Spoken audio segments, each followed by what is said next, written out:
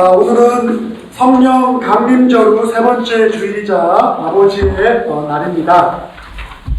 또 이렇게 주님이 우리에게 좋은 환경 주셔서 함께 야외에서 예배를 드릴 수 있어서 얼마나 기쁘고 감사한 줄 모릅니다. 제가 한국에 있을 때는 한국에서는 어머니 날, 아버지 날 따로 이렇게 분리해서 저희 축하하지 않지 않습니까? 어버이날 이렇게 하잖아요. 처음 미국 왔을 때 어머니날 있고 아버지날 따로 있어서 굉장히 좀 생소한데 아무튼 아버지날이 있어서 얼마나 좋은지 몰라요. 아버지들은 선물 좀 받으셨습니까? 저 아무것도 못 받았어요. 아무튼 제가 농담으로 하는 소리입니다. 그래서 어머니날도 그렇지만 아버지날 유래가 되게 궁금한데 여러분들 아버지날의 유래에 대해서 들어보셨죠 혹시? 아마 들어보신 분도 계실 텐데 잘 모르시는 분들이 있을 것 같아서 제가 그 유래를 좀 어떻게 미국에서 아버지날이 시작이 됐는지에 대해서 잠깐 말씀드리고 은혜를 좀 나누고자 합니다. 제가 찾아보니까 아버지날 제정의 첫 시작은 1908년 7월 5일로 거슬러 올라갑니다. 미국 1908년 7월 5일 웨스트 버지니아에 한 교회가 후원하는 행사가 있었는데 그 행사까지 거슬러 올라가는데 이 교회가 이 행사를 왜 후원하게 됐냐면 모논가라는 지역에 광산 회사가 있었는데 페어몬트 석탄 회사인데 그 익스플로전 폭발 사고가 있어서 362명의 남자가 사망을 했어요. 그래서 이것을 추모하는 행사를 이 교회에서 주일에 행사를 했는데 그것이 아버지들의 어떤 희생을 기념하는 첫 시작이었어요. 근데 이거는 영구적인 것은 아니고 일회성 행사였어요. 그러다가 그 다음에 이번에 또 워싱턴주로 넘어와요. 서부의 워싱턴주로 넘어와서 그 스포케인이라고 하는 지역에 홀 아버지가 6명의 자녀를 키웠는데 그 중에 한 명인 이 소노라 스마트 도드라고 하는 여성이 자기 아버지가 호랩인데 자기를 너무 잘 키워주는데 그 아버지에 대한 너무 좋은 감정이 있는 거예요. 그런데 보니까 어머니의 날만 있는 거예요. 아버지의 날은 없는 거죠. 그래서 자기를 고생해서 키워준 홀아버지, 아버지를 생각해서 아버지의 날도 어머니의 날처럼 만들어야겠다라는 생각을 한 거예요. 그래서 이 아버지의 날 제정을 위해서 지역교회를 찾아가고 YMCA를 찾아가고 상점 주인들 찾아가고 정부 관리들을 방문하면서 굉장히 열심히 로비를 하고 만났어요. 근데 그 결과가 성공적이어서 워싱턴주에서 1910년 6월 19일 날 주 전체에서 이 아버지의 날을 기념한 행사를 하게 되었죠. 자, 그리고 나서 이것이 조금씩 미 전체로 퍼져 나가기 시작을 했어요. 40년의 세월이 흘러서 1966년도에 린드 존슨 대통령이 그러면 6월 셋째 주를 아버지의 날로 지키면 어떨까라고 제안을 했고 더 몇 년이 흘러서 1972년도에 리차드 닉슨 대통령이 그러면 이거 대통령령으로 국정일로 지키자라고 선포를 함을 통해서 1972년 6월 셋째 주부터 아버지의 날로 지켜오고 있습니다. 어머니의 날보다 아버지의 날이 되는 과정이 힘들었죠. 네, 제가 그걸 보면서 제가 살면서 생각해봐요. 저도 자녀들을 키우지만 어머니의 사랑은 왠지 포근하고 뭔가 좀 편안함을 주는 그런 느낌들이 있지 않습니까? 없어요? 있죠? 아버지의 사랑에 비하면 상대적으로 물론 뭐 제가 이렇게 얘기하면 저는 아버지가 엄마보다 더 포근하고 좋아요 뭐 하는 분들도 있을 수 있는데 전체적으로 놓고 보면 그래도 어머니가 조금 더 편안한 느낌을 주잖아요. 또 한국 사람도 정서적으로. 그럼 미국 사람들도 비슷한 것 같아요. 한국 사람은 그런 게 아니라. 그럼 왜 그럴까? 제가 좀 고민을 해봤어요. 왜 아버지는 엄마보다 좀 인기가 없는 걸까라는 생각을 좀 해봤는데 아마도 이 아버지가 주고 있는 특히 이제 한국 부모가 주고 있는 가부장적인 이미지 또 완고한 그런 이미지가 아버지들에게 좀 있는 게 아닌가라는 생각이 들었습니다. 그리고 더 나아가서 뭐 지금도 그렇지만 과거에 보면 아버지들이 뭐 마약을 하거나 알코올을 하거나 그래서 가정에서 폭력을 행사해서 뭐 아이를 때리거나 아내를 때리거나 도박을 통해서 그 풍비박산난 그런 사건 사고들이 좀 있잖아요. 그런 것들이 쌓여서 그 아버지에 대한 좀 부정적인 이미지를 엄마에 비해서 좀 더 많이 만들어낸 것이 아닌가라는 그런 생각을 해보았습니다. 자, 그렇지만 그럼에도 불구하고 세상에는 일부의 아버지들이 그런 거죠. 세상에는 너무 멋지고 책임감 있고 훌륭한 아버지가 존재하죠. 여러분 그렇게 생각하십니까? 네. 네, 우리 아버지들도 그렇게 생각하시죠? 예. 그런데 그럼에도 불구하고 이 아버지들의 수고와 사랑은 어머니의 사랑보다는 좀 저평가되어 있는 게 아닌가라는 아쉬움을 느낄 때가 종종 있습니다. 저는 오늘 이 말씀을 통해서 아버지와의 관계가 아주 깊으신 분들은 아버지와의 깊은 관계 안에 거하는 시간이 되시길 바라고, 또 혹여나 아버지와의 관계에 서운함이나 좀 어려움이 있으신 분들은 하나님이 주신 은혜를 통해서 아버지와의 관계의 화해를 이뤄내는 그런 놀라운 은혜가 있게 되기를 바랍니다. 저는 오늘 그 아버지의 날을 맞이해 설교를 준비하면서 2016년 12월에 돌아가신 저희 아버지에 대해서 떠올려 보았습니다. 근데 제가 아버지에 대해서 가지고 있는, 저희 아버지에 대해서 가지고 있는 그 아버지에 대한 생각은 제가 자라오면서 계속 변했던 것 같아요. 하나의 어떤 이미지를 가지고 있었던 것이 아니라 시기마다 조금씩 다른 이미지들을 가지고 있지 않았나라는 생각을 해봤습니다. 유년 시절, 어려서는 저에게 아버지는 세상에서 가장 최고의 든든한 버팀목 같은 존재였어요. 세상에 우리 아버지보다 멋진 사람은 없다. 그런 생각으로 아버지를 되게 좋아하고 살았던 것 같아요. 근데 제가 좀 이제 자라면서 10대에 들어가게 되니까 좀 머리가 커지니까 사물을 객관적으로 좀 볼 수 있는 눈들이 생기게 됩니다. 그러니까 아버지가 세상에 가장 힘센 아버지는 아닌 거예요. 그리고 아버지의 단점들도 보이더라고요. 제 아들이 여기 있는데 저 맨날 만나면 저거 파시는 하자고 해요. 나보다 힘이 센 거를 이제 확인하고 싶어서 제가 지금 큰일 나요. 나보다 힘 센다고. 그때 그 순간부터 저의 권력이 땅에 떨어지는 거죠. 제가 열심히 지금 이기고 있는데 아마 제가 지고 나면 걱정이 좀 타산이 돼요.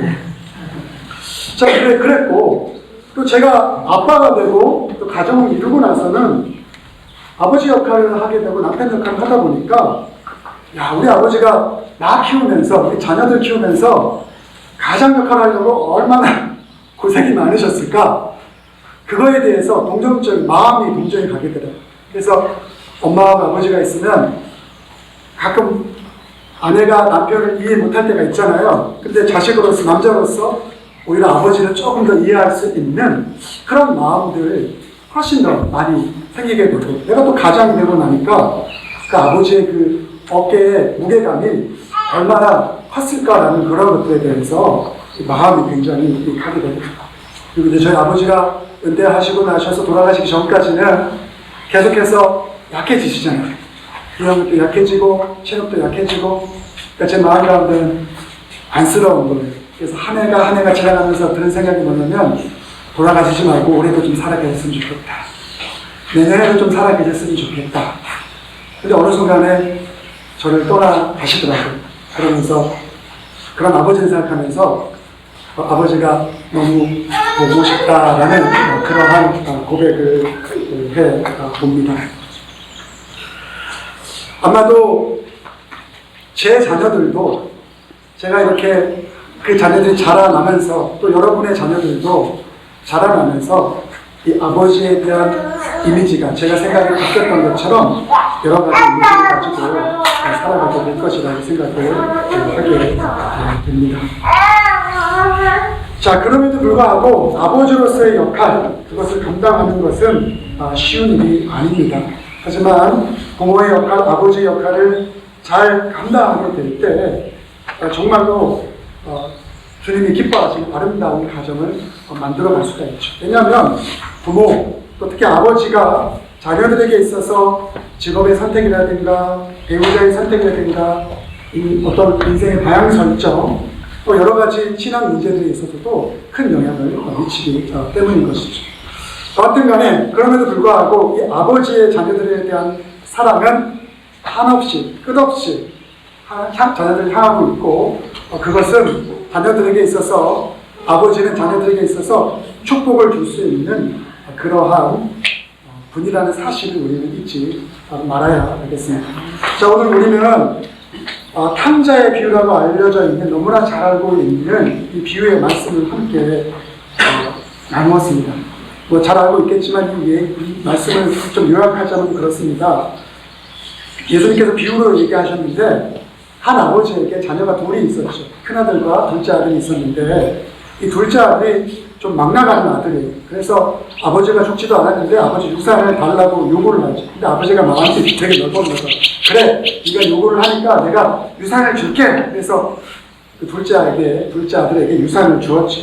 둘째 아들 유산을 받자마자 아버지를 떠나서 다른 나라로 갔어요. 그리고 거기서 성경에 따르면 황방탕하게 생활해서 자기가 가진 모든 것을 탕제해 버리죠. 그리고 이제 더 이상 갈 것이 없고, 또 그 나라에 기근이 들게 되니까 이제는 다른 사람한테 의탁할 수밖에 없고 돼지 열매를 먹어가면서 하루하루 연명하는 그런 생활을 하다가 드디어 자기 잘못을 회개하고 아버지에게 돌아가서 차라리 자식이 아니라 종으로서의 삶을 살아도 좋으니까 아버지 저를 좀 받아주셨으면 좋겠습니다 라고 하고 아버지에게 돌아가죠. 아버지는 그런 배은망덕한 아들을 내치워버리는 것이 아니라, 야, 너 왜 과거에 그랬으라고 나무라는 것이 아니라 웰컴해주잖아요. 용서해주고 웰컴해주고 그 아들을 위해서 굉장히 놀라운 잔치를 베풀어 준다는 내용이 오늘의 내용이죠. 근데 그것을 가지고 첫째 아들이 자기는 아버지 옆에서 항상 아버지 섬겼음에도 불구하고 저렇게 나쁜 짓을 했던 막내 아들을 위해서 아버지가 많은 시간과 많은 것들을 이렇게 써주는 것에 대해서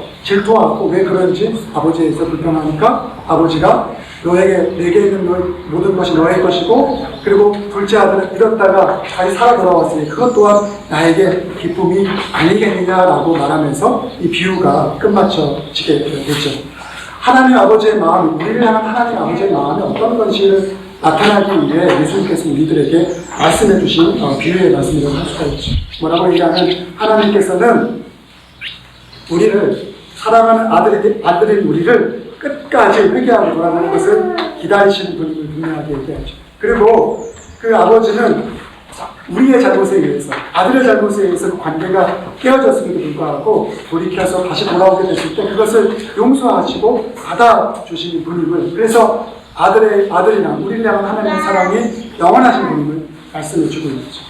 그리고 마지막으로 무슨 얘기를 하고 있냐면, 아버지는 큰아들도 사랑하고 둘째 아들도 사랑한다는, 둘 다 별로 좋은 성품을 가지고 있지 않는데 첫째 아들, 집중하는 첫째 아들도 사랑하고, 그리고 호랑방탕한 생활을 했던 그 아들도 사랑하는 존재가 하나님 아버지, 그런 존재인 우리를 사랑하는 분이 하나님이신 것을 말씀하고 있죠. 제가 이 얘기를 하면서 성경에는 하나님에 대해서 아버지라는 표현을 많이 쓰잖아요. 또 세상의 어머니들 그런 것도 서울에 하지 마세요. 성경에 나오는 얘기 때문에 제가 하는 거예요.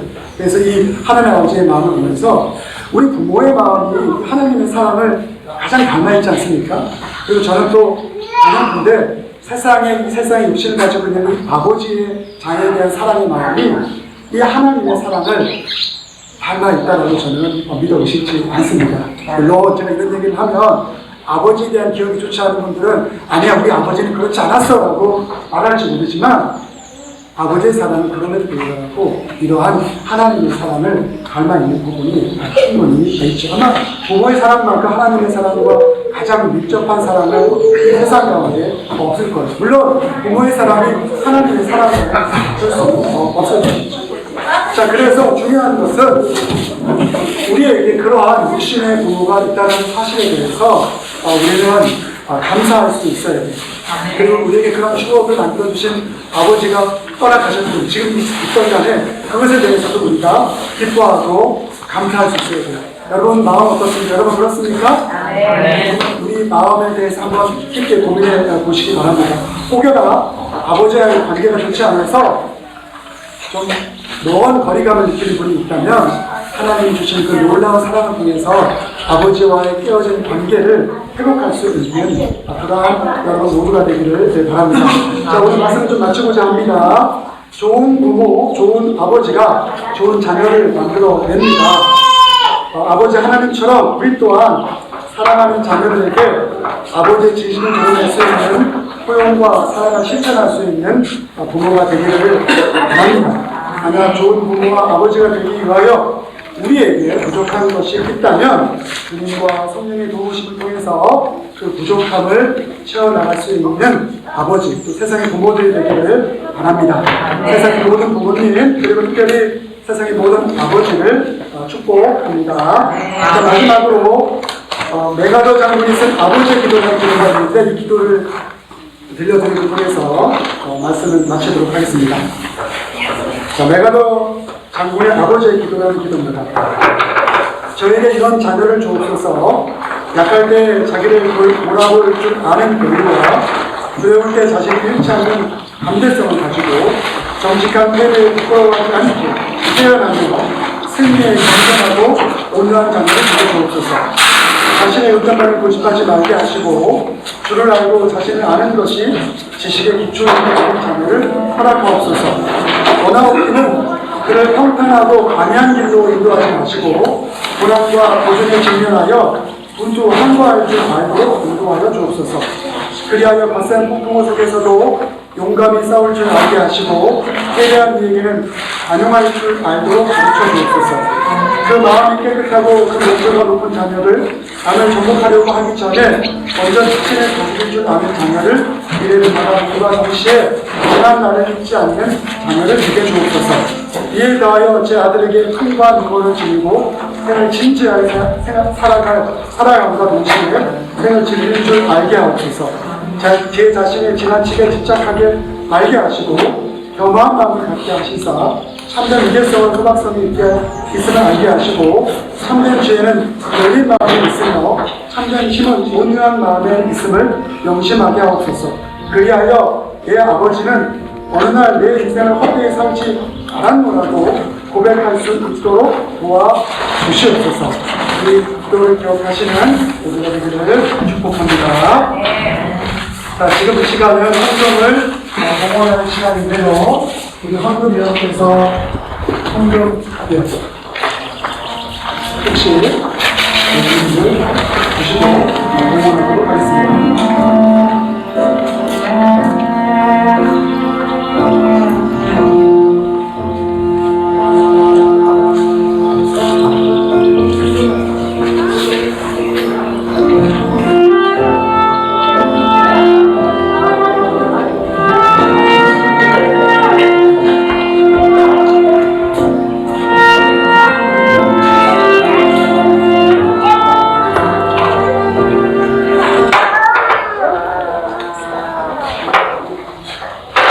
자, 모두 제가 봉헌 기도하겠습니다.